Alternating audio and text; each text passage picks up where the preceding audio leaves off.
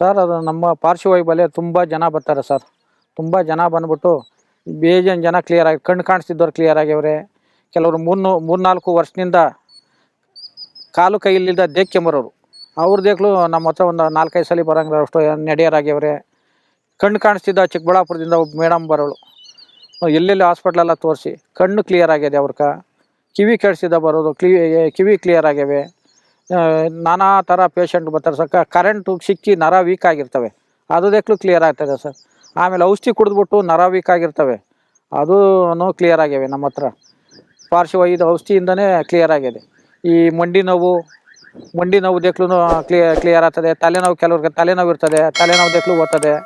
ಇದರಿಂದ ಒಂದು ನಾನಾ ಥರ ಕಾಯಿಲೆಗಳು ಕ್ಲಿಯರ್ ಆಗ್ತವೆ ಸರ್. ಇದು ನಾವು ಆಯುರ್ವೇದಿಕ್ ಹಾಸ್ಪಿಟ್ಲ್ ಅಂತ ಕುಂದಾಣದ ಹತ್ರ ಒಂದು ಹಾಸ್ಪಿಟ್ಲ್ ಮಾಡಿದ್ದೀರಿ, ಆಯುರ್ವೇದಿಕ್ ಹಾಸ್ಪಿಟ್ಲ್ ಅಂತ.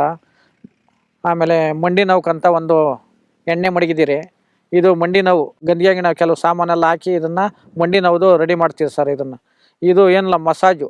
ಮೊಣಕಾಲು ಎಲ್ಲಿ ಮಂಡಿ ನೋವು, ಬೆನ್ನು ನೋವು, ಸೊಂಟ ನೋವು ಎಲ್ಲೇದೋ ಅದು ಕರೆಕ್ಟಾಗಿ ಮಸಾಜ್ ಮಾಡಿ ಕರೆಕ್ಟಾಗಿ ಇನ್ನೂ ಏನಾನ ನೋವು ತಂದಿರೋಷ್ಟು ಎಣ್ಣೆ ಬಿಸಿ ಮಾಡಿಬಿಟ್ಟು ಎಣ್ಣೆ ಸೊಂಟದ ಮೇಲೆ ಮೊಣಕಾಲ ಮೇಲೆ ಹಾಕಿದ್ರೆ ಒಂದು 10-12 ದಿನಕ್ಕೆ ಮಂಡಿ ನೋವಾಗಲಿ ಸೊಂಟದ ನೋವಾಗಲಿ ಬೇಜಾನ್ ಜನ ಕ್ಲಿಯರ್ ಆಗ್ಯಾವ್ರೆ ಸರ್. ಇದು ಈ ಎಣ್ಣೆಯಿಂದ ನಮ್ಮ ಕಡೆಯಿಂದ. ಇದು ಪಿತ್ತ ಶಮನ ಪೂರ್ಣ ಅಂತ ಇರ್ತದೆ. ಇದು ಗ್ಯಾಸ್ಟ್ರಿಕ್ದು ಪೌಡ್ರ್. ಇದು ಏನು ಮಾಡ್ತೀರಿ ಅಂದರೆ ಕಲ್ಸಕ್ಕರೆ, ಕೆಲವು ಕರೆ ಜೀರಿಗೆ, ಕೆಲವು ಮೆಡಿಷನ್ಗಳು ಹಾಕಿ ಗಂಧಿ ಅಂಗಡಿಯಿಂದ ಹಾಕಿ ಇದೆಲ್ಲ ರೆಡಿ ಮಾಡ್ತೀವಿ ನಾವು. ಇದು ಏನಿಲ್ಲ, ಖಾಲಿ ಹೊಟ್ಟೆಗ 3 ಬೆಳ್ಳಗೆ ಎತ್ತಿ ಬಾಯಿಗೆ ಹಾಕ್ಕೊಂಡು ಒಂದು ಚಿಟ್ಕ ಎತ್ತಿ ಖಾಲಿ ಹೊಟ್ಟೆ ದಿನ ತಗೊಳ್ತಾ ಇದ್ರೆ ಗ್ಯಾಸ್ಟ್ರಿಕ್ಕು ಕ್ಲಿಯರ್ ಆಗ್ತದೆ ಸರ್. ಇದು ನರ ಇಟ್ಕೊಳೋದು, ಕೆಲವೆಲ್ಲ ಎಣ್ಣೆ ಒಲೆ ಇಟ್ಕೊಳೋದು, ಗ್ಯಾಸ್ಟ್ರಿಕ್ ಹೊಟ್ಟೆ ಉಬ್ರ ಬರೋದು ಇವೆಲ್ಲ ಕ್ಲಿಯರ್ ಆಗುತ್ತೆ. ನಮ್ಮ ಕಡೆಯಿಂದ ಬೇಜಾನ್ ಬಂದು ಜನ ತಗೊಳೋತಾರೆ ಸರ್ ಇದನ್ನು. ಸರ್ ಇದು ಗೋವರ್ಕ್ ಅಂತ. ಗೋವರ್ಕ್ ಅಂದರೆ ಇದು ನಾಟಿ ಗಂಜಿಲನ ಇದೇನು ಮಾಡ್ತಾರೆ ಅಂದರೆ ಕಾಸ್ತಾರೆ. ಇದನ್ನು ಕಾಯಿಸ್ಬಿಟ್ಟು ಆಬಿ ಮಾಡಿ ಇದು ತುಂಬೋದು. ಇದು ಸುಮಾರು ಒಂದು 7-8 ಕಾಯಿಲೆಗೆ ಇದು ಒಳ್ಳೇದು. ಇದು ಗ್ಯಾಸ್ಟ್ರಿಕ್ನು ಕಮ್ಮಿ ಮಾಡ್ತದೆ. ಇದು ಕೆಲವೆಲ್ಲ ಒಂದು ಮೋಷನ್ ಚೆನ್ನಾಗಿ ಹೋಗ್ತದೆ. ಕೆಲವೊಂದು 7-8 ಕಾಯಿಲೆಗೆ ಒಳ್ಳೇದು ನೋಡಿ ಸರ್. ಇದು ಗೋವರ್ಕ್ ಅಂತ.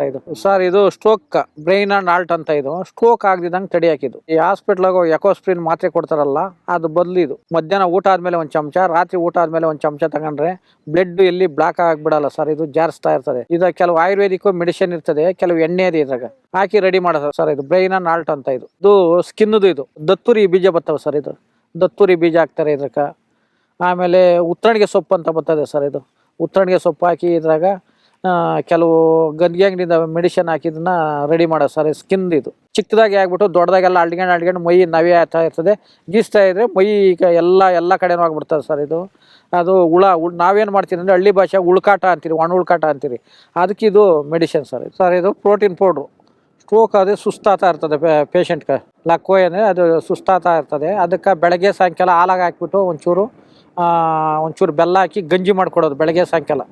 ಅದು ಇದಕ್ಕೆ ಏನೇನು ಬಿದ್ದಿರ್ತಾವೆ ಅಂದರೆ ಸಿರಿಧಾನ್ಯ ಬಿದ್ದಿರ್ತದೆ, ಕೆಲವು ಕಾಳುಗಳು ಬಿದ್ದಿರ್ತವೆ, ಕಾಳುಗಳು, ದ್ರಾಕ್ಷಿ, ಗೋಡಂಬಿ, ಇದೆಲ್ಲ ಐಟಮ್ ಎಲ್ಲ ಇದಕ್ಕೆ ಬಿದ್ದಿರ್ತದೆ ಸರ್. ಇದು ಸಿರಿಧಾನ್ಯ. ಇದು ಶಕ್ತಿ ಬರೋಕೆ ಇದು ಪ್ರೋಟೀನ್ ಪೌಡ್ರ್ ಅಂತ ರೆಡಿ ಮಾಡಿರ್ತೀರಿ.